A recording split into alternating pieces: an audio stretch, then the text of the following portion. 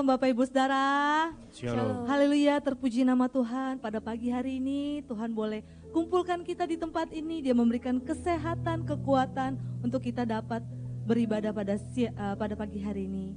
Mari sama-sama kita mau tundukkan kepala kita. Kita mau menyatakan kebaikan Tuhan, kasih-Nya, rahmat-Nya selalu baru di dalam hidup kita. Kami bersyukur Roh Kudus. Kami mau memuliakan Engkau lebih lagi Tuhan. Kami mau datang menyembah-Mu Tuhan. Dan biarlah hadirat-Mu turun atas kami ya Tuhan. Engkau yang menyegarkan setiap jiwa kami. Terima kasih ya Tuhan. Allah Roh Kudus, mari Tuhan. Engkau yang memenuhi kami Tuhan. Dengan hadirat dan kuasa-Mu.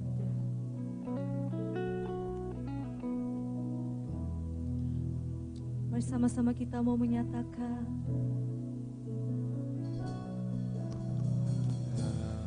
Allah Roh Kudus penuhi kami, ku rindu Kau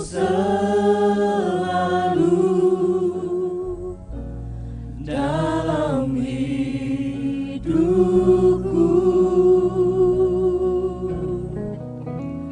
Allah Roh Kudus, ubah hatiku, jadikanku jamalah ku rindu hadirat-Mu, ku sembah kudus, kudus,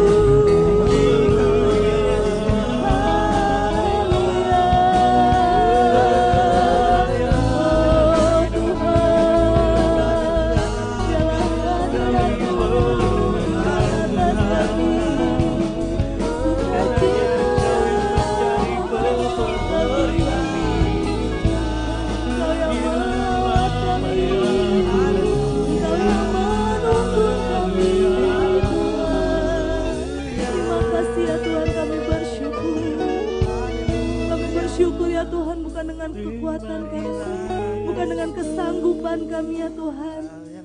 Kami ada sampai hari ini ya Tuhan, semua karena kebaikan-Mu. Kami bersyukur ya Tuhan pada pagi hari ini Tuhan. Kami mau datang lebih lagi ya Tuhan, kami mau memuji-Mu sebab Engkau terlalu baik di dalam hidup kami ya Tuhan. Terima kasih ya Tuhan, biarlah Engkau Tuhan yang bekerja Tuhan, Kau yang turut campur tangan atas kehidupan kami. Hanya di dalam nama-Mu kami telah berdoa dan mengucap syukur. Haleluya, amin. Sekali lagi shalom Bapak Ibu Saudara. Shalom. Haleluya, Tuhan sungguh baik di dalam hidup kita, amin. Mari sama-sama kita mau bangkit berdiri, kita mau menyanyikan pujian bagi Tuhan.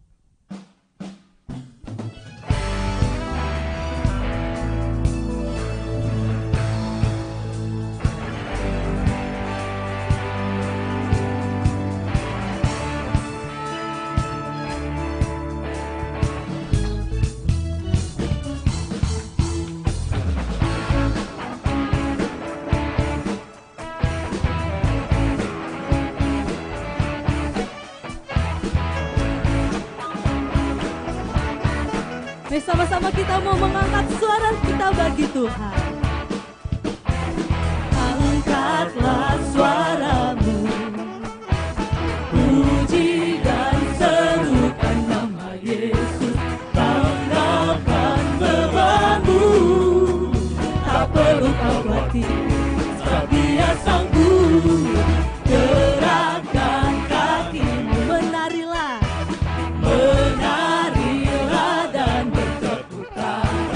bersukacitalah, tak perlu kau khawatir, sebab Dia sanggup. Sekarang nyanyikan kebesarannya, Dia kuat dan penuh kuasa. Bersorak-sorai karena kasih-Nya telah datang melawat kita.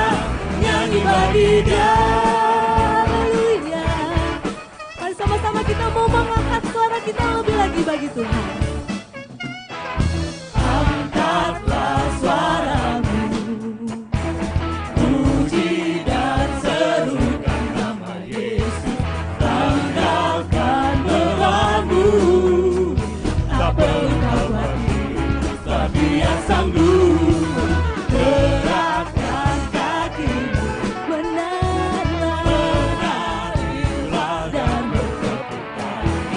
bersukacitalah, tak perlu kau khawatir, sebab Dia sanggup. Sekarang nyanyikan kebesarannya, Dia kuat dan penuh kuasa.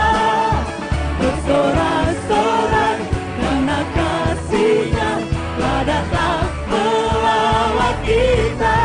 Nyanyi bagi menyatakan, sekarang nyanyikan kebesarannya, Dia kuat dan penuh kuasa. Amin. Bersorak-sorai karena kasih-Nya telah datang melawat kita. Nyanyi bagi Dia, nyanyi bagi Dia, nyanyi bagi Dia, nyanyi bagi Dia.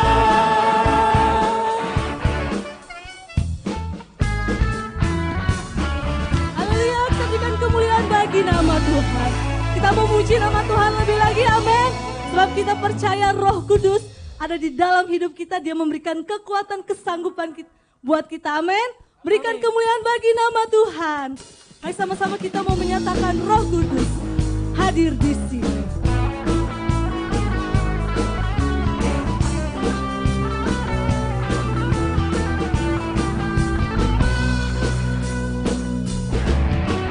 Roh Kudus tercurah di tempat ini, urapannya yang ajaib memulihkan umatnya.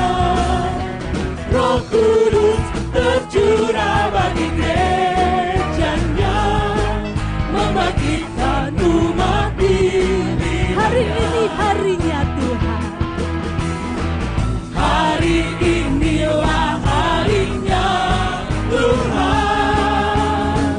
Saat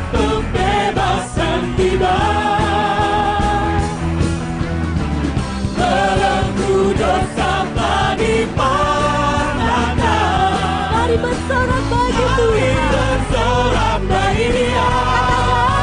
Hey, anggur baru tercurah penuhi umatnya dengan sukacita. Minyak baru tercurah urapi umatnya, nyata kuasanya. Haleluya, sama-sama kita mau menyatakan Roh Kudus Engkau tercurah di tempat ini. Roh Kudus tercurah di tempat ini, urapannya yang ajaib memulihkan umatnya. Roh Kudus tercurah bagi gerejanya, membangkitkan umat di Menyatakan hari inilah harinya Tuhan. Amin. Saat pembebasan tiba, belenggu dosa telah dipatahkan. Mari bersorak bagi nama Mari Tuhan. bersorak bagi Dia. Hey, anggur baru tercurah penuhi umatnya dengan sukacita. Minyak baru tercurah urapi umatnya, nyata kuasa. Anggur baru tercurah. Anggur baru tercurah penuhi umatnya dengan sukacita. Minyak baru tercurah urapi umatnya, nyata kuasanya. Nyata kuasanya. Nyata kuasanya. Nyata kuasanya.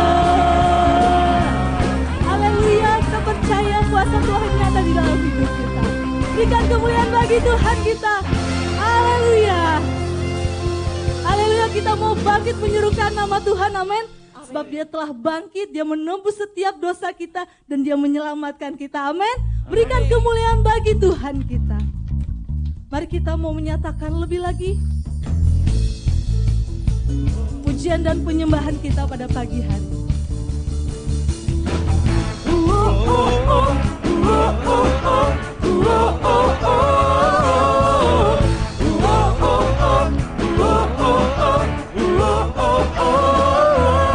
Gerakkanlah kekuatan-Mu, ya Allah.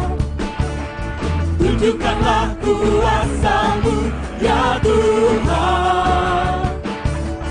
Serahkan musuh-Mu, selamatkanlah umat-Mu. Allah dahsyat di tempat kudus-Nya.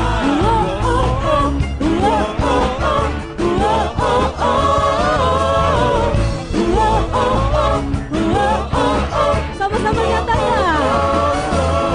Gerakkanlah kekuatan-Mu, ya Allah. Tunjukkan kuasa-Mu Tuhan. Tunjukkanlah kuasa-Mu, ya Tuhan. Serahkan musuh-Mu, selamatkanlah umat-Mu. Allah dahsyat di tempat kudus-Nya. Allah bangkit. Allah bangkit, bersoraklah. Hey, Allah bangkit, bernyanyilah. Musuh dikalahkan, umatnya dibebaskan. Allah dahsyat di tempat kudus-Nya.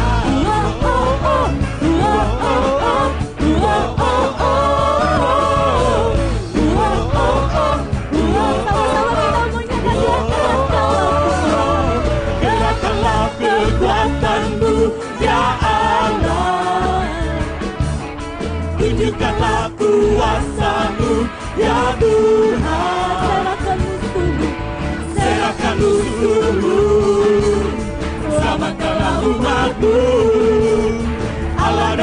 di tempat kudusnya.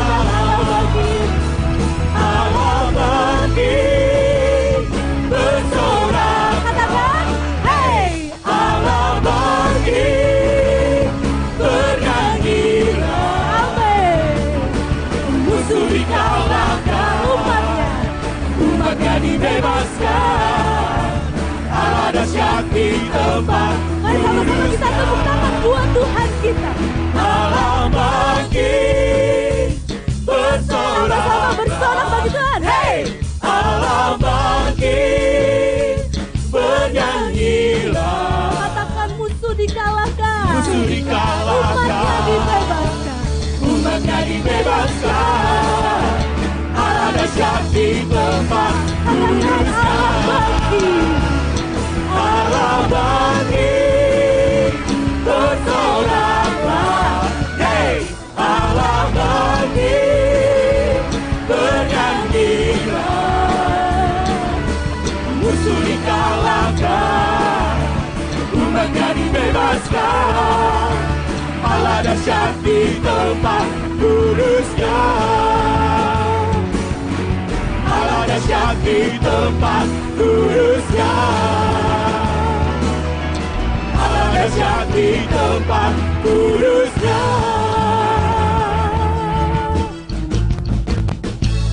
Haleluya, berikan kemuliaan bagi Tuhan kita. Silakan duduk kembali Bapak Ibu Saudara. Bersama-sama pada pagi hari ini kita mau siapkan hati kita untuk menerima firman Tuhan. Terima kasih ya Tuhan, kami bersyukur bahwa kami memiliki Tuhan yang luar biasa di dalam hidup kami. Hanya Engkau ya Tuhan yang kami perlukan di dalam kehidupan kami.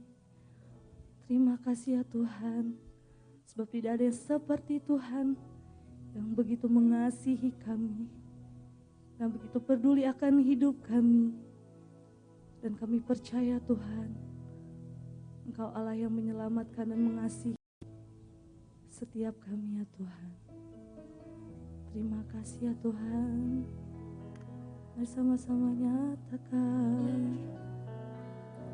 Kau telah buktikan cintamu padaku. Kau membayarku dengan hidupmu. Ku bersyukur yang ada padaku, semuanya milikmu. Ku persembahkan seluruh hidupku di mezbahmu. Hanya Kau yang menjadi tempat jawaban. Hanya Kau tempatku berharap.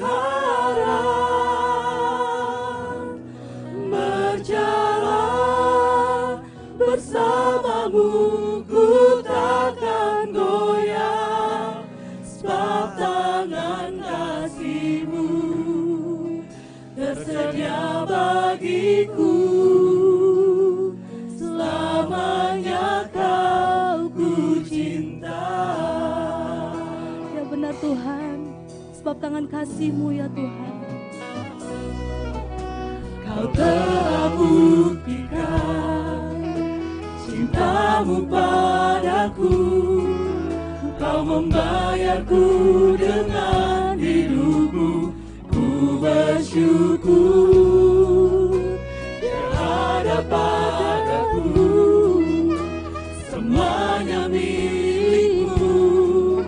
Ku persembahkan seluruh hidupku di mezbahmu.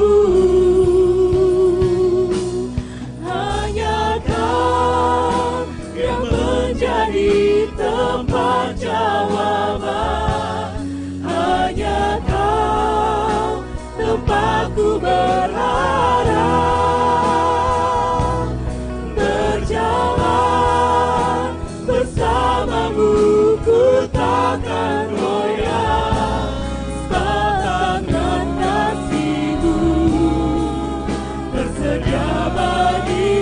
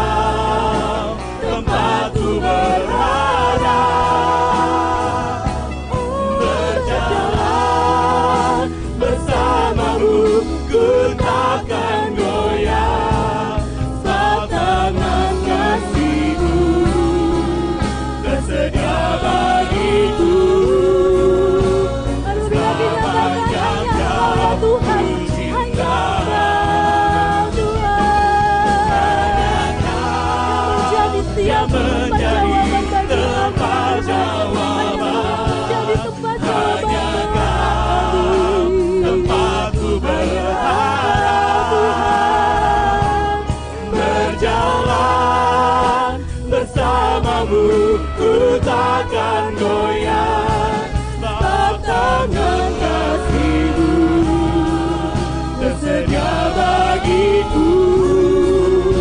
Selamanya Kau ku cinta, kasih-Mu, tangan kasih-Mu tersedia bagiku. Selamanya Kau ku cinta, kasih-Mu Tuhan, kasih-Mu tersedia bagiku. Selamanya Kau ku cinta. Ayo kita berikan kemuliaan bagi Tuhan. Haleluya. Terima kasih Tuhan. Hanya Kau Tuhan. Hanya Engkau perlindungan kami. Hanya Engkau pengharapan kami Tuhan. Hanya Yesus kekuatan di dalam hidup kami.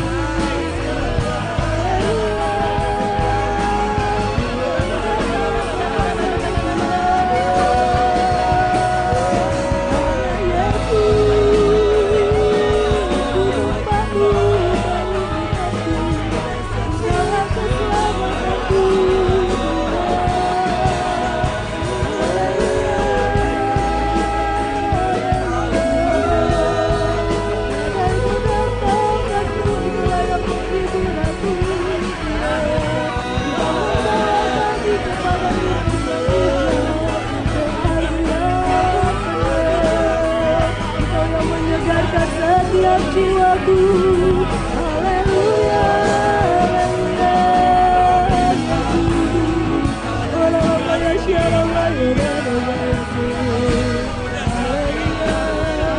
terima kasih Tuhan, hanya Engkaulah Tuhan, hanya Engkau Yesus, tiada yang seperti Engkau.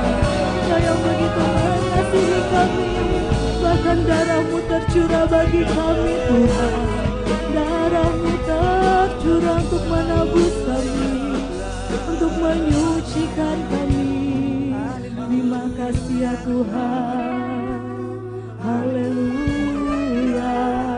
Hanya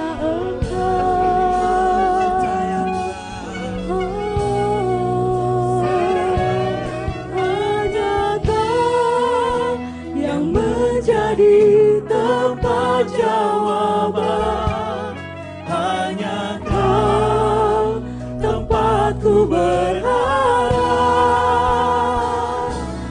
Berjalan bersama-Mu ku takkan goyah, sebab tangan kasih-Mu tersedia bagiku. Selamanya Kau ku cinta,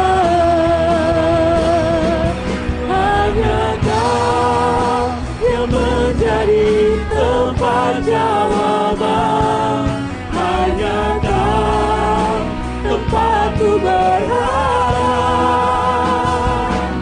Berjalan bersama-Mu ku takkan goyah, sebab tangan kasih-Mu tersedia bagiku. Selamanya Kau ku cinta, sebab tangan kasih-Mu tersedia bagiku. Selamanya Kau ku cinta, sebab tangan kasih-Mu tersedia bagiku. Selamanya Kau ku cinta. haleluya, kami bersyukur ya Tuhan. Kami percaya tangan-Mu yang selalu menuntun kami, dan tangan-Mu yang selalu tersedia bagi setiap kami ya Tuhan. Terima kasih untuk pagi hari ini Tuhan, kami percaya hadirat-Mu ada di dalam hidup kami, ada di dalam setiap hati kami ya Tuhan. Dan kami telah siap Tuhan pada pagi hari ini untuk mendengar firman-Mu. Biarlah firman-Mu menjadi kekuatan di dalam hidup kami ya Tuhan. Menjadi rema di dalam hidup kami yang bertumbuh dan berakar lebat Tuhan di dalam hidup kami. Tuhan, Engkau juga Tuhan yang memberkati akan Om Yoas Tuhan yang akan menyampaikan firman-Mu. Engkau memberkati setiap kami yang mendengarkan firman-Mu Tuhan. Terima kasih Tuhan, hanya di dalam nama-Mu kami telah berdoa dan mengucap syukur. Haleluya. Amin. Saya serahkan kepada Om Yoas.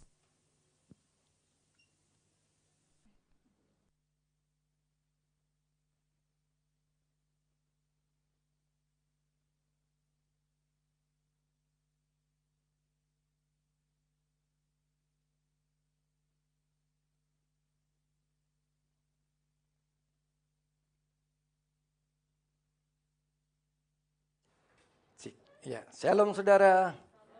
Hari ini kita akan mendengarkan firman Tuhan mengenai peran Roh Kudus yang dinamis. Ya, jadi Roh Kudus itu bergerak, saudara-saudara, secara bebas dan dia menembus dalam segala hal. Nah, saudara-saudara, sebelum kita masuk yang berikutnya, kita akan lihat, saya minta tolong volumenya. Saya ajak saudara untuk melihat firman Tuhan yang ada di dalam Matius pasal yang ketiga ayat yang ke-16. Roh Kudus itu dilambangkan, diumpamakan bermacam-macam. Ya. Tetapi hari ini kita akan berbicara mengenai Roh Kudus yang diumpamakan seperti angin. Ya. Yang kita baca di sini adalah Matius pasal 3 ayat 16. Roh Kudus itu diumpamakan, dilambangkan sebagai burung merpati. Sesudah dibaptis, Yesus segera keluar dari air. Pada waktu itu juga langit terbuka. Dan ia melihat Roh Allah seperti burung merpati turun ke atasnya. Mengapa dilambangkan sebagai Roh Allah? Karena sebagai burung merpati, karena Roh Kudus itu sifatnya lembut. Ya. Jadi kalau saudara didiami oleh Roh Kudus, maka Roh Kudus yang ada di dalam diri saudara akan mengekspresikan dirinya, kita akan mempunyai karakter yang lembut. Ya, itu. Jadi, kalau saudara dan saya sudah menerima Roh Kudus, dan saudara dan saya sudah dipenuhi Roh Kudus, maka manifestasi Roh Kudus, penyataan Roh Kudus yang ada di dalam kita itu terekspresi melalui kita. Sebagai gerejanya kita akan memiliki karakter seperti burung merpati, lemah, lembut. Oke, kita akan masuk yang kedua, yaitu di dalam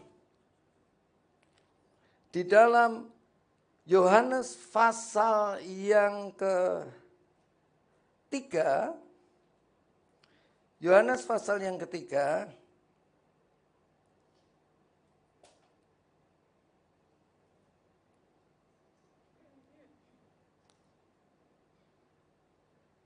Roh Kudus diumpamakan seperti angin. Ya, nanti kita akan bicara mengenai Roh Kudus. Ayat yang ke-6. Yohanes pasal 3 ayat yang ke-6. Atau mulai ayat yang ke-5 juga boleh. Jawab Yesus, aku berkata kepadamu, sesungguhnya jika seorang tidak dilahirkan dari air dan roh. Saudara tahu maksudnya air? Air itu baptisan air. Roh itu adalah baptisan Roh Kudus. Ya. Ia tidak dapat masuk dalam kerajaan Allah. Ya, maksudnya saudara dibaptis dengan air itu saudara sudah mati bersama dia dengan Tuhan Yesus, dan saudara hidupnya saudara bukan saudara lagi, tetapi Yesus yang hidup di dalam saudara. Roh artinya saudara setelah mengakui mati bersama Yesus, bangkit bersama Yesus, hidup saudara, roh saudara dilahirkan kembali. Ya, dilahirkan kembali. Jadi sudah ada perjumpaan, sudah ada koneksi antara roh kita yang lama menjadi dihidupkan kembali, dilahirkan kembali. Jadi saudara, di dalam roh saudara ada Roh Kudus. Ya. Jadi di sini kemudian dikatakan ayat yang ke-6, apa yang dilahirkan dari daging adalah daging. Kita anak papa mama kita, karena papa mama kita kan daging ya saudara. Sudah jatuh di dalam dosa. Jadi sifat mama papa kita adalah daging. Ya. Daging. Satu ketika saya berdoa di sini, saya itu melihat, ya, pertama-tama itu ada sebuah, apa ya saudara, benda yang hitam begitu. Benda yang hitam itu, aku minta tolong volumenya saya ditambahkan supaya saya nggak ngotot. Cik lo, kurangin dikit. Cik lo, ekonya bisa dibantu Wesley sebabnya. Ciklotes. Oke. Masih dengung sedikit. Ciklotes.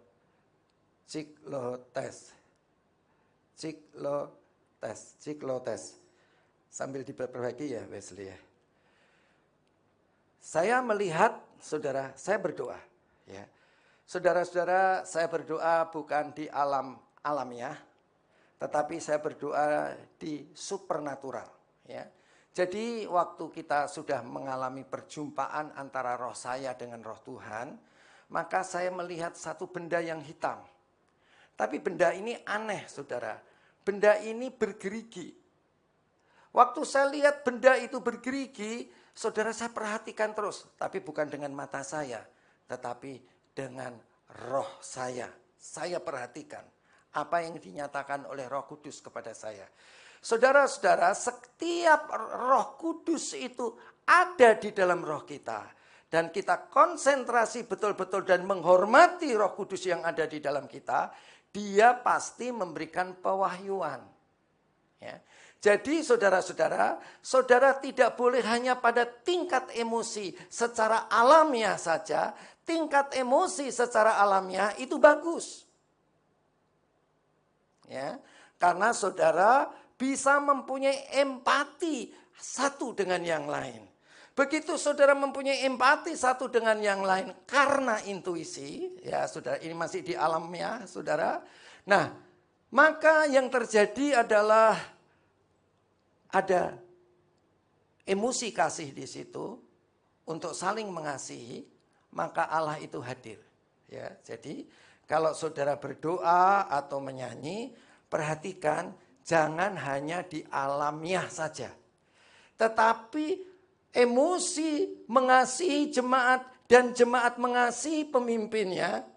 Kalau saudara singer, song leader mengasihi jemaat dan jemaat yang mengasihi saudara. Saudara ingin membagi hidup kepada dia dan jemaat ingin menerima apa yang saudara berikan. Yang pemimpin berikan, maka terjadilah namanya emosi kasih. Nah, emosi kasih ini bagus sekali. Yang di alamiah itu membuat kalau ada 2 atau 3 orang bersekutu dalam namaku, saling mengasihi, maka aku hadir. Hadirnya di mana saudara? Allah hadir di dalam roh kita. Waktu Allah hadir di dalam roh kita, dia memberikan pewahyuan. Nah, yang saya berikan penglihatan. Jadi, jangan pelayanan kita di tingkat alamiah saja. Tetapi kita harus masuk lebih dalam lagi, naik lebih tinggi lagi, yaitu di alam, yaitu di supranatural. Yaitu Roh Kudus yang bersatu dengan roh kita. Dan kemudian dia menyatakan pewahyuan. Saya ceritakan pewahyuan. Saudara-saudara, saya lihat benda hitam itu, ya. Kemudian saya perhatikan dalam roh saya, dan saya lihat kok bergerigi. loh ini bergerigi kenapa gitu ya saudara. Kemudian kemudian saudara-saudara, lalu gerigi-gerigi itu bisa lepas. Begitu lepas dari benda yang hitam tadi, benda yang bulat hitam, ya saudara agak ya bulat lah ya. Walaupun bulatnya enggak seperti bola ya. Kemudian saudara-saudara, dia itu bisa terbang memenuhi atmosfer. Begitu terbang di atmosfer, saudara, di udara, saya bingung. Kok begitu padatnya? Jadi itu semua itu begini, saudara, jalan terus. Saya bertanya kepada Tuhan, apa ini Tuhan? Ya, semula Tuhan nggak bicara dulu, tapi kemudian Tuhan bicara. Itu roh-roh jahat di udara. Ya. Jadi saudara-saudara, kemudian saya lihat, saudara-saudara, ada orang-orang yang berpakaian seperti saya di sini, tetapi ada lahan begitu saudara, persawahan yang memisahkan, ada penduduk di sebelah sana. Waktu penduduk di sebelah sana itu saudara, ada orang-orang yang berpakaian seperti orang pesta begitu. Jadi yang perempuan itu pakai kebaya ya, yang laki-laki pakai tetap celana tapi pakai jas. Tapi warna-warni begitu. Dari seberang sana sampai saudara-saudara sampai seberang sini. Kemudian mereka itu melalui jalan itu mendekati saya. Saudara, kemudian saya tanya kepada Tuhan. Tuhan, ini apa?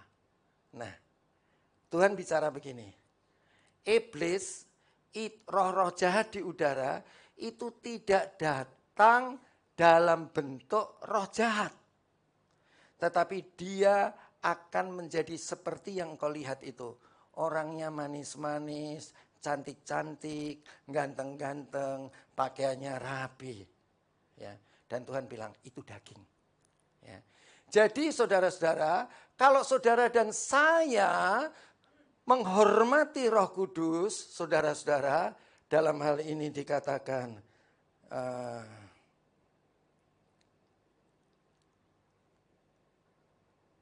dalam ayat yang ke-5. Apa yang dilahirkan dari daging adalah daging, dan apa yang dilahirkan dari roh adalah roh. Jadi saudara dan saya harus memperhatikan roh kita.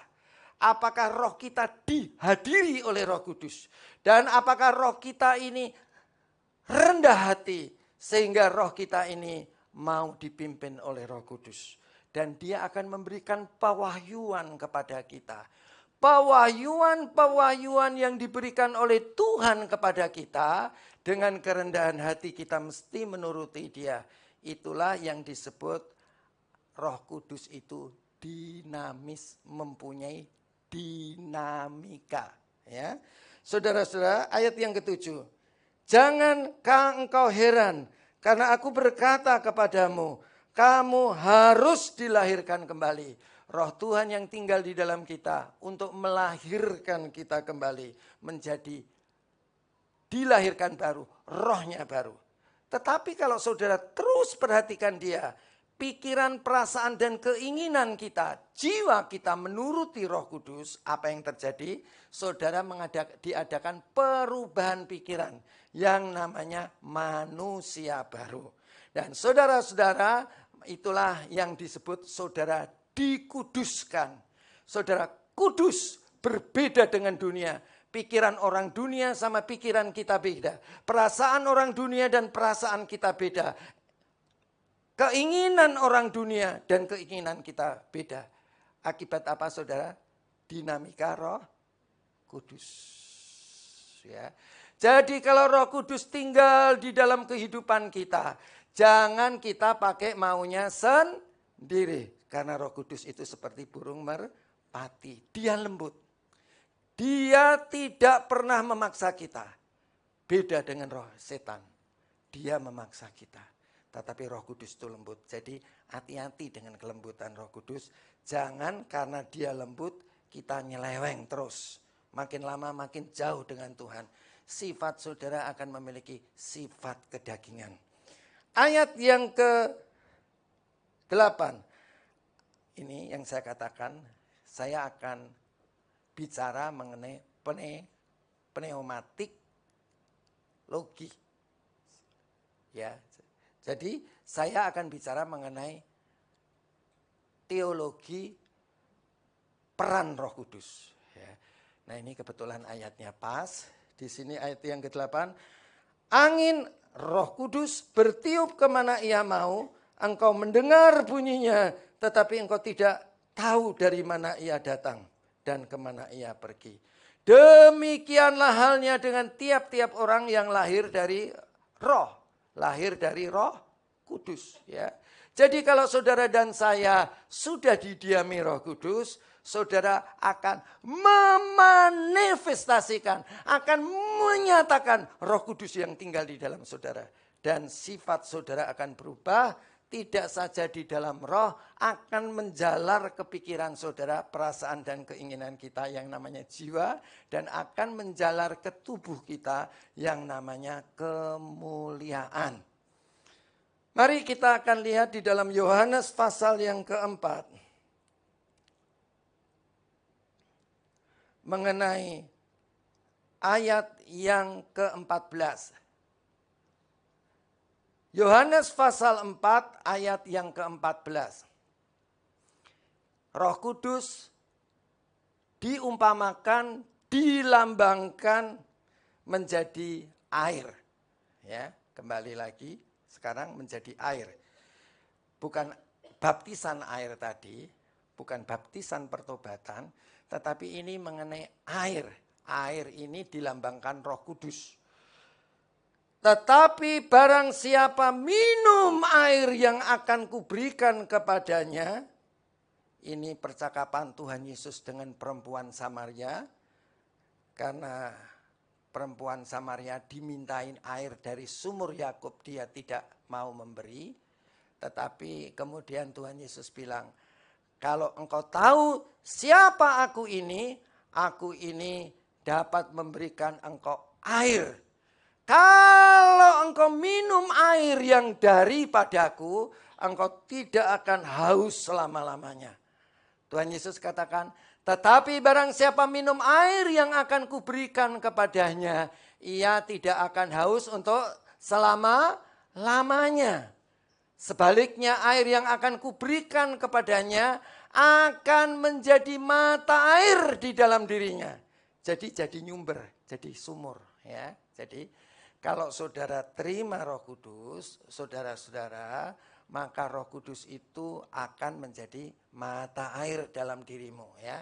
Sebaliknya air yang akan kuberikan kepadanya akan menjadi mata air di dalam dirinya yang terus-menerus memancar sampai kepada hidup yang kekal. Ini bicara Roh Kudus. Jadi, saudara, Roh Kudus itu diumpamakan merpati, Roh Kudus itu diumpamakan air, Roh Kudus itu diumpamakan air yang menjadi sumber mata air. Ya. Jadi betapa pentingnya kita menerima Roh Kudus dengan lemah lembut. Seperti Roh Kudus yang seperti burung merpati yang lembut itu. Jadi saudara-saudara, kalau saudara berbuat dosa, jangan keraskan hatimu. Roh Kudus itu selalu bicaranya lembut. Dia tidak pernah memaksa. Ya, jadi saudara perhatikan baik-baik di mana Tuhan hadir di dalam rohmu. Kemudian saudara, saya akan mengajak saudara melihat mengenai perihal di sini, perihal Yohanes pasal 7 ayat yang ke-37 menegaskan yang tadi berbicara kepada perempuan Samaria. Tetapi sekarang saudara Tuhan Yesus berkhotbah di depan umum. Yohanes pasal 7 ayat ke-37. Pada hari terakhir, yaitu pada puncak perayaan itu, Yesus berdiri dan berseru, barang siapa haus, baiklah ia datang kepadaku dan minum. Ya. Saudara-saudara, Tuhan Yesus katakan, kita ini ada seorang pendiri gereja. yaitu pendiri gereja Pantekusta di Indonesia. Namanya itu Bapak Pendeta Lumendong. Ya, saudara-saudara, waktu saya masih mahasiswa, saudara-saudara, dia itu sakit. Dan dia nyanyi, saya capek berjalan dalam dunia yang fana. Ya, dia mengatakan dunia ini fana. Ya, saya punya teman baru saja meninggal. Saya kirim itu ke Iren. Ya, dia mau kita pakai peredamnya. Kemudian karena nggak kesanggupannya dia, saya dengar tanggal 8, 9, 10, saudara, itu dia meninggal. Ya. Dia cerita kepada saya, dia itu meninggal itu kehilangan istrinya. Ya, karena istrinya itu yang pegang peranan di dalam gereja. Jadi dia kehilangan sekali. Dan dia kalau cerita sama saya, dia selalu nangis. Ya. Nah, tahu-tahu saya lihat dia itu sudah meninggal. Ya. Kemudian saudara-saudara, dunia ini fana. Sebetulnya apa yang kita cari? Ya kan? Kita cari, saudara-saudara, kita cari, saudara dapatkan. Kalau saudara tidak di dalam Tuhan, walaupun saudara punya uang yang banyak, walaupun saudara sehat, saudara punya semuanya, hidup ini hambar. Saudara tahu hambar? Ya kan? Mungkin kalau saudara belum punya duit, wah saya kepengen punya duit. Kalau saudara punya kesehatan, aku mau tetap sehat. Saudara-saudara, hidup ini fana, hambar. Tetapi kalau saudara, karena Tuhan, saudara melakukan segala sesuatu. Saudara, hidup ini rasanya bahagia, sukacita, damai, penuh dengan kebenaran. Ada kehadiran Allah di dalam hidup kita. Ya. Kehadiran Allah itulah yang menuntun kita, yang mewahyukan dirinya kepada kita, sehingga kita dapat berjalan di dalamnya. Ya. Saudara-saudara, walaupun kita cari uang, jangan sampai uang itu memisahkan kita dengan Tuhan. Ya. Kita cari Tuhan dan Tuhan akan memberikan uang kepada kita. Maksudnya kerja keras, Tuhan akan memberkati maksudnya ya. Dan pada hari terakhir, yaitu pada puncak perayaan itu, Yesus berdiri dan berseru, barang siapa haus, baiklah ia datang kepadaku dan minum. Ayat 38. Barang siapa percaya kepadaku seperti yang dikatakan oleh kitab suci, dari dalam hatinya akan mengalir aliran-aliran air hidup. Jadi kalau saudara percaya kepada Yesus, dia adalah Allah yang menjadi manusia. Dia datang untuk mengampuni kita. Dia datang untuk membenarkan kita. Saudara-saudara, dia akan memberikan Roh Kudusnya kepada kita. Sehingga pikiran, perasaan, dan keinginan kita alias jiwa kita bisa kudus. Beda dengan pikiran orang lain. Dan saudara, kemudian tubuh saudara akan dimuliakan. Memang kemuliaan tubuh kita sepenuhnya akan datang ketika Tuhan Yesus datang di awan-awan. Tetapi ketika engkau sekarang pun saudara-saudara, kalau engkau sakit pun akan disembuhkan Tuhan. Kalau engkau miskin pun akan diperkaya oleh Tuhan. Kalau rumah tangga saudara pecah pun akan dipulihkan oleh Tuhan. Asal saudara betul-betul memiliki penghormatan terhadap Roh Kudus. Yaitu saudara memiliki sifat seperti Roh Kudus yang seperti burung merpati, lembut. Ya. Ayat 39. Yang dimaksudkannya ialah roh. R-nya besar, artinya Roh Kudus. Yang akan diterima oleh mereka yang percaya kepadanya. Jadi kalau engkau percaya betul-betul engkau sudah mati bersama dengan Yesus. Hidupmu bukan aku lagi, tetapi Kristus yang hidup di dalam aku. itulah Roh Kudus yang akan diterima oleh mereka yang percaya kepadanya. Sebab Roh itu belum datang karena Yesus belum dimuliakan. Ya. Jadi ini ketika Tuhan Yesus belum mati, belum bangkit, belum naik ke surga, dan belum mencurahkan Roh Kudusnya kepada kita. Mari kita akan lihat lagi saudara-saudara, bicara mengenai Roh Kudus. Nah, inilah yang disebut pneumatik Roh Kudus. Ya, Roh Kudus itu seperti udara yang dimampatkan. Ya. Nah, Roh Kudus seperti udara yang dimampatkan. Ini ayat 1 Kisah Rasul-Rasul atau Kisah Rasul-Rasul pasal yang kedua ayat yang 1, 2, 3, dan 4. Ini saudara pneumatik ya. Oke. Inilah yang disebut Tuhan itu mempunyai roh. Rohnya itu diumpamakan seperti udara yang dimampatkan di surga. Saudara-saudara, karena ada orang yang rendah hati, maka dia turun. Kalau saudara dan saya adalah orang-orang yang rendah hati, maka Roh Kudus yang seperti udara yang dimampatkan itu akan dibuka dan dia akan turun di tengah-tengah kita. Tapi harus rendah hati. Ya. Jangan kita sombong. Jangan kita merasa kita bisa. Yang bisa hanya Tuhan. Kita ini kan cuma debu tanah, saudara. Kalau roh saudara dipanggil Tuhan, saudara balik ke tanah. Ya kan? Dan lebih jijik dari tanah. Coba kalau ada orang meninggal, jangan kubur. Tungguin terus, busuk. Ya. Jadi kita ini nggak ada apa-apanya, saudara-saudara. Jadi kita harus sadar bahwa kita ini tidak punya apa-apa. Itulah sebabnya waktu Tuhan Yesus mau naik ke surga, dia berpesan kepada murid-muridnya, jangan tinggalkan Yerusalem sampai engkau menerima janji Bapa, yaitu Roh Kudus yang akan diberikan padamu.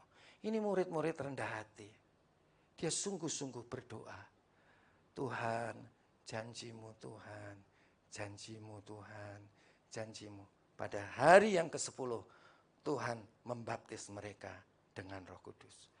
Ketika tiba hari Pentakosta, semua orang percaya berkumpul di satu tempat. Tiba-tiba turunlah dari langit suatu bunyi seperti tiupan angin keras yang memenuhi seluruh rumah di mana mereka duduk. California? Ludes ya? Ya betul, California ya? Hah? Los Angeles, ya. Ya. Ya, saudara, begitu ada api, angin tornado itu begitu hebatnya anginnya itu, sehingga ludes semua. Jadi saudara-saudara, apapun yang kita miliki enggak ada apa-apanya. Ya, saudara belajar, punya ilmu, ya. Kalau saudara sudah stroke atau sakit jantung, ya sudah, ya kan. Tapi saudara-saudara, kita orang-orang yang rendah hati. Tiba-tiba turunlah dari langit suatu bunyi tiupan angin keras yang memenuhi seluruh rumah di mana murid-muridnya itu berdoa, di mana mereka duduk. Ayat 3.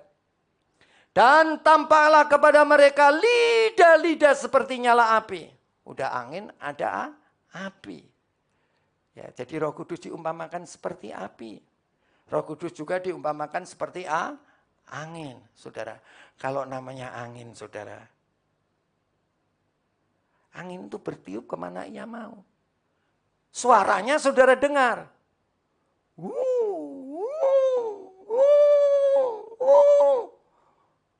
Suaranya saudara dengar. Gerakannya saudara lihat, pohon-pohon tumbang. Tapi dari mana dia? Dia berasal, kata firman Tuhan, kita tidak tahu. Ya. Saudara-saudara, demikian orang yang dilahirkan kembali. Saudara-saudara, kita nggak tahu. Kok saya mendadak bisa bertobat? Saya mendadak kok bisa dilahirkan baru? Saya mendadak kok menjadi manusia baru? Saya mendadak kok dimuliakan Tuhan? Kayaknya nggak tahu dari mana. Tapi itu terjadi. Maka itu Roh Kudus itu bergerak sesuai dengan dinamika.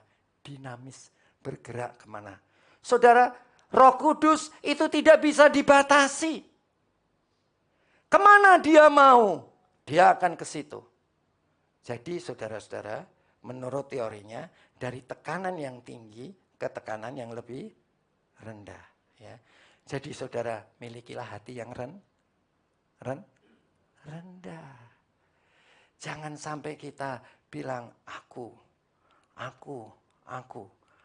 sudah mati. Yang hidup bukan aku lagi, tetapi Kristus yang hidup di dalam aku. Saudara-saudara, saudara akan mengeluarkan sifat-sifat Roh Kudus. Saudara akan memanifestasikan Roh Kudus. Saudara akan memiliki kelembutan, tetapi juga saudara akan memiliki kuasa. Angin itu pertama-tama datang dengan tiupan yang keras. Dan tampaklah kepada mereka lidah-lidah seperti nyala api yang bertebaran. Dan hingga pada mereka masing-masing. Ayat yang keempat. Maka penuhlah mereka dengan Roh Kudus. Lalu mereka mulai berkata-kata dalam bahasa-bahasa lain. Seperti yang diberikan oleh Roh itu kepada mereka untuk mengatakannya. Jadi, kalau saudara dan saya menerima Roh Kudus di dalam roh saudara, apa yang terjadi? Pertama-tama roh saudara dilahirkan baru. Dan saudara dibenarkan, belum benar. Kemudian saudara, roh itu akan terus bekerja bersama dengan roh saudara. Meresapi pikiran, perasaan, dan keinginan saudara. Sampai saudara bingung, kok aku bisa berubah ya pikiranku? Ya kan? Itu bukan karena dipaksa, tetapi itu secara tiba-tiba. Itu pekerjaan Roh Kudus. Yang penting saudara rendah hati ya. Maka penuhlah mereka dengan Roh Kudus, lalu mereka mulai berkata-kata dalam bahasa-bahasa lain seperti yang diberikan Roh itu kepada mereka untuk mengatakannya. Jadi Roh Kudus itu seperti udara yang bertekanan tinggi. Dan kalau itu dilepas oleh Tuhan dari surga, itu akan menjadi angin yang kencang. Dan itu akan menggerakkan seseorang untuk dapat berkata-kata dalam bahasa roh. Berkata-kata dalam bahasa roh, menafsirkan bahasa roh, nubuat, membedakan roh, punya hikmat, punya pengetahuan, punya iman, punya kesembuhan dan mujizat. Itu adalah manifestasi dari Roh Kudus. Bukan kuat gagah kita, tetapi itu adalah pekerjaan Roh Kudus. Jadi kalau udara itu saudara-saudara dilepaskan dengan tekanan yang tinggi, maka itu dapat menggerakkan apa saja, termasuk karunia-karunia roh. Jadi kalau saudara dan saya memiliki kerendahan hati, karunia-karunia roh itu akan bekerja dalam hidup kita. Tetapi tidak sekedar karunia-karunia roh yang bekerja dalam hidup kita. Tetapi saudara-saudara, saudara bisa melampaui, saudara, Roh Kudus itu yang ada di dalam saudara bisa melampaui roh, jiwa, dan tubuh saudara. Dan bisa sampai kepada keluarga. Dan bisa sampai kepada budaya. Kebiasaan-kebiasaan orang. Itu bisa berubah oleh karena Roh Kudus. Jadi saudara-saudara, Roh Kudus mempunyai peran yang besar dari awal pertumbuhan gereja. Kalau saudara dan saya mau rendah hati, Roh Kudus juga mau bekerja. Bukan dia sendiri yang bekerja, tetapi melalui saudara dan saya. Mari kita lihat. Inilah yang dikatakan Tuhan di dalam Kisah Rasul-Rasul pasal 1 ayat yang ke-8.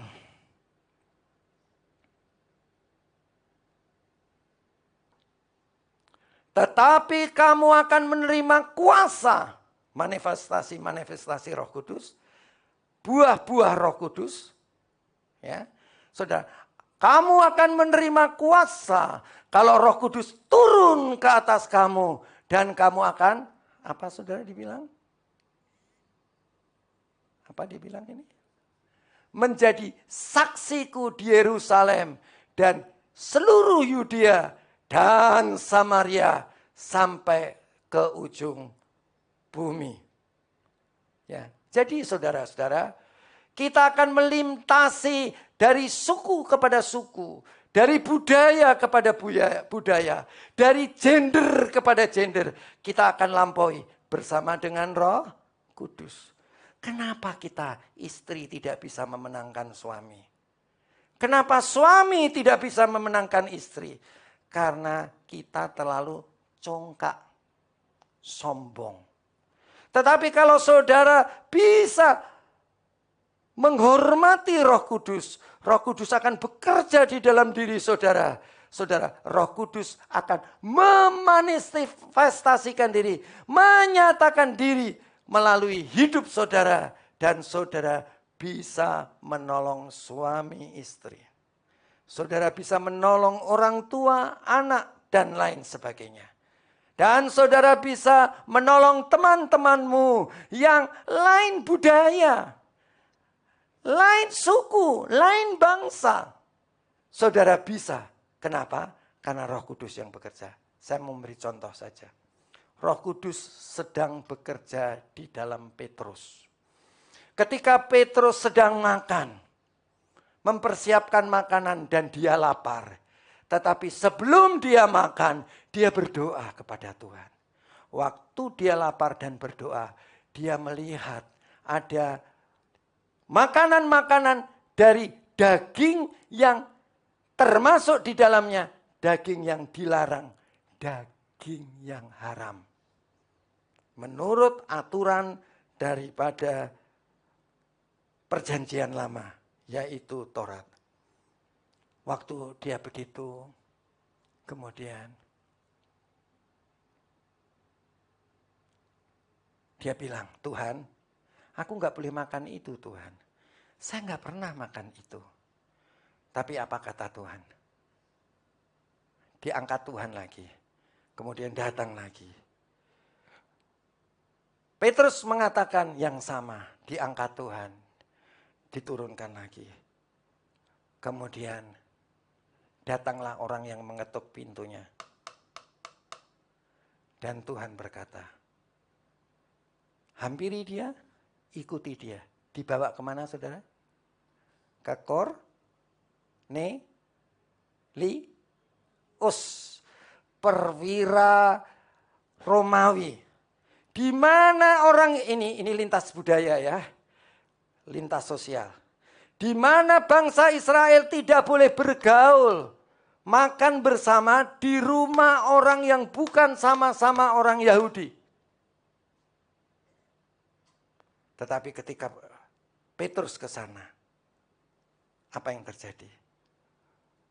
Kornelius cerita bahwa Tuhan menyuruh, malaikat Tuhan datang kepadaku menyuruh aku menjemput engkau untuk mendengarkan apa yang kau katakan. Apa yang diberitakan oleh Petrus? Yesus dari Nazaret. Dia adalah Allah yang menjadi manusia. Dia datang untuk mengampuni dosa manusia. Barang siapa yang percaya. Dan dia membenarkan kita. Dan siapa yang percaya kepadanya, dia akan menerima Roh Kudus. Apa yang terjadi? Roh Kudus turun. Semua orang berkata-kata dalam bahasa roh, termasuk keluarga daripada Kornelius. Ini orang kafir. Roh Kudus dapat melintasi budaya. Roh Kudus dapat melintasi gender. Saudara perhatikan. Di dalam hukum Taurat, tidak boleh perempuan itu berkata-kata di dalam pertemuan. Tetapi saudara-saudara, Tuhan itu memakai orang-orang yang bukan Yahudi. Ya tadi. Yang perempuan. Yang bukan Yahudi, yang perempuan. Dipakai Tuhan. Jadi saudara-saudara, itu adalah pekerjaan Roh Kudus. Kalau istri-istri adalah istri yang lemah lembut. Kalau istri-istri adalah istri yang penuh dengan kuasa. Saudara pasti dengar ceritanya Pak Wisnu. Pak Wisnu itu dulu adalah angkatan udara. Dia adalah orang Islam. Istrinya anak Tuhan. Setiap kali dia berdoa istrinya, dia disiram dengan ember air. Dan kemudian ditendang. Saudara-saudara, jadilah istri-istri seperti yang dikatakan oleh Tuhan. Karena memiliki kerendahan hati. Dia tidak punya prinsip-prinsip dirinya. Tetapi dia mengikuti prinsip Roh Kudus. Dia ikuti saja Roh Kudus. Ditendang, dia tetap. Diusir, dia nggak pergi. Dan apa yang terjadi, saudara? Akhirnya Pak Wisnu itu jadi gembala. Ya. Jadi, bisakah istri merubah suami?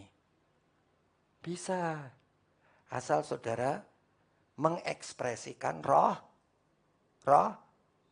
Kudus. Milikilah kerendahan hati. Ekspresikanlah Roh Kudus dalam hidupmu. Apa yang terjadi? Saudara bisa lintas gender. Laki-laki adalah seorang pemimpin. Perempuan adalah dia seorang penolong. Tetapi kalau penolong ini ditolong oleh Roh Kudus, mengikuti Roh Kudus, tidak menutup kemungkinan suami itu akan nurut sama istri dalam hal kebenaran. Ya. Jadi jangan dibilang, oh suamiku itu adalah imam. Saudara juga bisa jadi imam. Saudara juga jadi pemimpin. Untuk apa? Untuk menolong mereka. Supaya mereka hidup dalam kebenaran. Lintas gender, lintas budaya, lintas sosial. Ya. Saudara bisa melakukan apa saja. Ya, kalau saudara ikuti Roh Kudus. Mari saudara kita kembali kepada judul kita.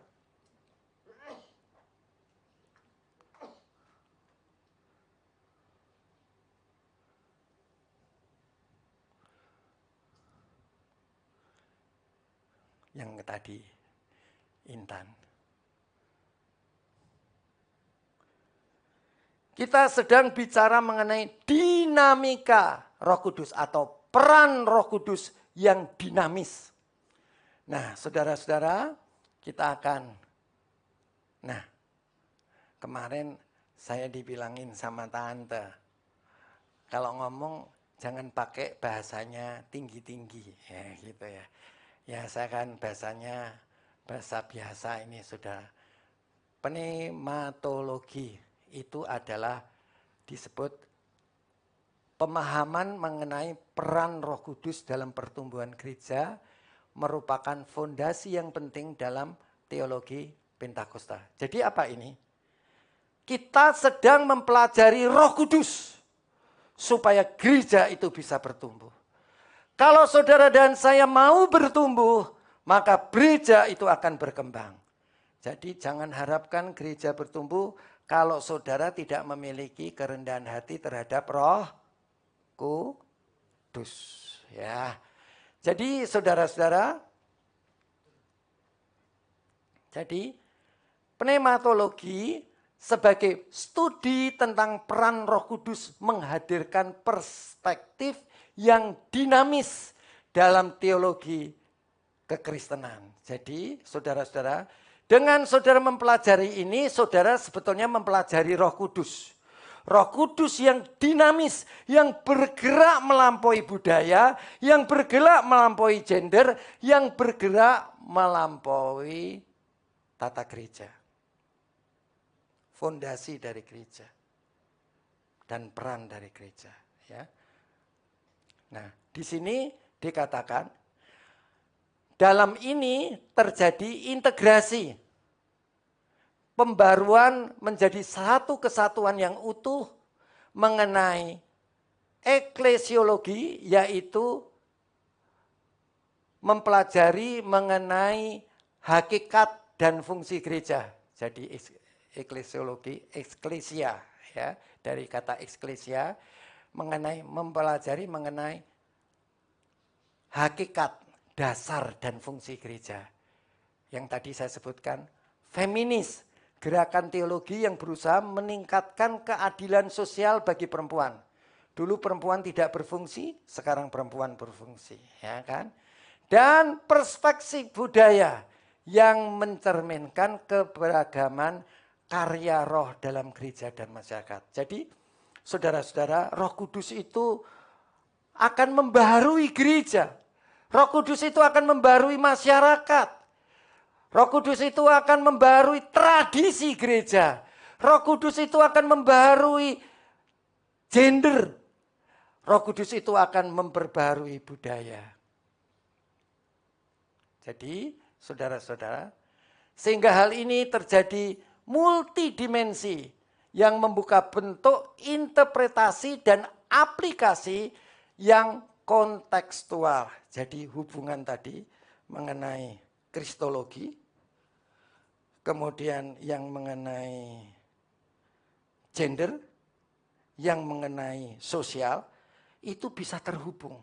Roh Kudus bisa terhubung dengan tata gereja. Roh Kudus bisa terhubung dengan gender. Roh Kudus bisa terhubung dengan sosial. Jadi Roh Kudus itu akan menggerakkan yang namanya kristologi, yaitu fondasi dan fungsi gereja. Roh Kudus itu bisa menggerakkan atau mengubah atau secara dinamis berubah terhadap gender. Perempuan itu kan sebetulnya nggak boleh di dalam pelayanan, ya. Tapi perempuan boleh. Karena apa? Gerakan Roh Kudus. Karena Roh Kudus, kalau kita rendah hati, pasti menghargai wanita. Ya. Kalau kita rendah hati, pasti menghargai budaya orang. Ya, itu saudara-saudara. Ya, jadi di sini ini memperkaya pemahaman tentang karya Roh Kudus dalam berbagai konteks pelayanan. Bukan pelayanan di gereja saja. Bukan antar gender saja. Tetapi juga antar sosial dan budaya. Ya. Konsep eklesiologi ya, mempelajari hakikat dan fungsi gereja, pneumatik, sistem yang mengubah udara yang dimampatkan untuk menghasilkan kerja atau gerakan. Jadi Roh Kudus itu seperti tekanan udara yang dilepas. Maka itu akan terjadi angin yang keras, gerakan yang namanya adalah pneumatik, yaitu gerakan dari Roh Kudus yang secara dinamis untuk mengubah semua orang. Jadi saudara, kalau saudara memiliki kerendahan hati, mempunyai tekanan udara yang rendah, saudara memiliki kerendahan hati, Roh Kudus itu akan melawat saudara. Dan saudara akan berubah. Dan orang di sekitar saudara akan berubah.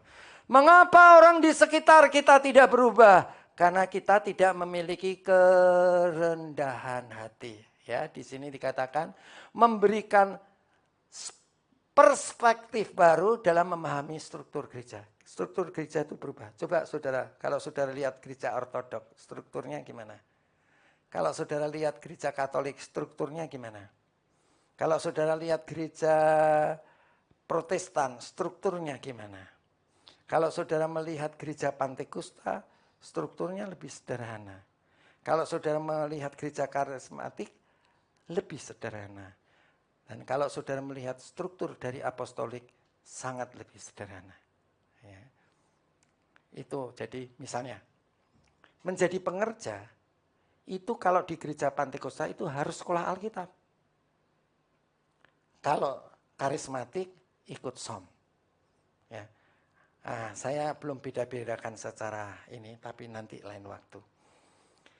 Penekanan pada distribusi aktif karunia roh meniadakan kebutuhan akan kelas. Kelas itu grade. Ya. Kalau saudara misalnya di dalam sebuah gereja, itu kan ada grade-grade-nya. Nah, Roh Kudus itu bisa bergerak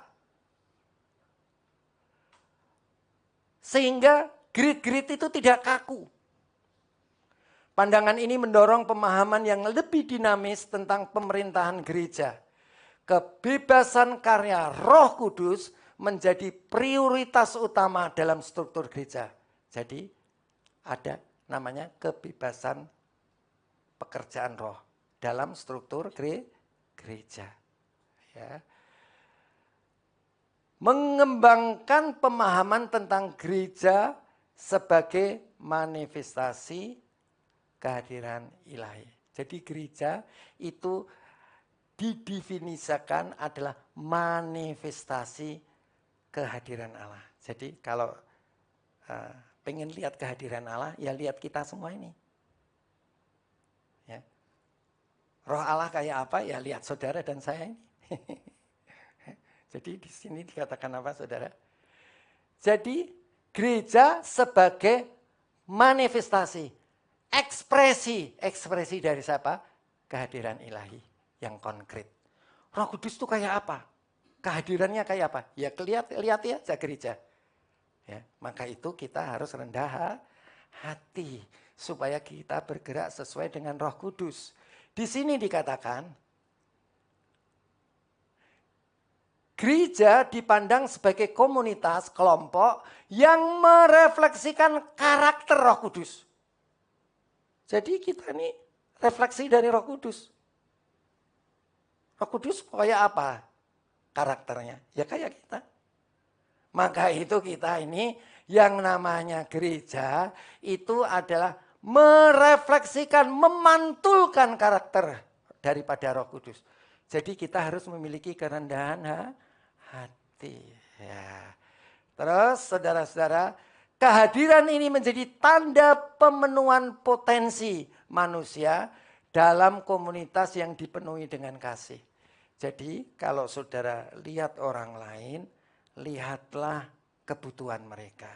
Secara alamiah, lihatlah kebutuhan mereka. Dengan engkau melihat kebutuhan mereka, engkau akan punya intuisi. Oh, saya pernah seperti dia, jadi saya ingin menolong dia. Ya. Begitu saudara punya intuisi, saudara akan punya empati, saudara punya emosi saudara yang saling mengasihi, saling menolong itu, kalau ada 2-3 orang bersekutu dalam namaku, aku hadir. Disitulah Allah hadir. Sebelum Allah hadir, namanya apa saudara? Bakat Allah alamiah. Tetapi begitu dia hadir di dalam roh kita, apa yang terjadi? Dia akan memberikan pewahyuan. Dia akan memberikan damai, sukacita, dan kebenaran. Dia akan memberikan pewahyuan kepada kita. Saudara bisa mendeklarasikan firman Tuhan. Dan saudara akan memiliki kebebasan roh. Nah, itulah sebabnya kehadiran Roh Kudus dalam hidup kita adalah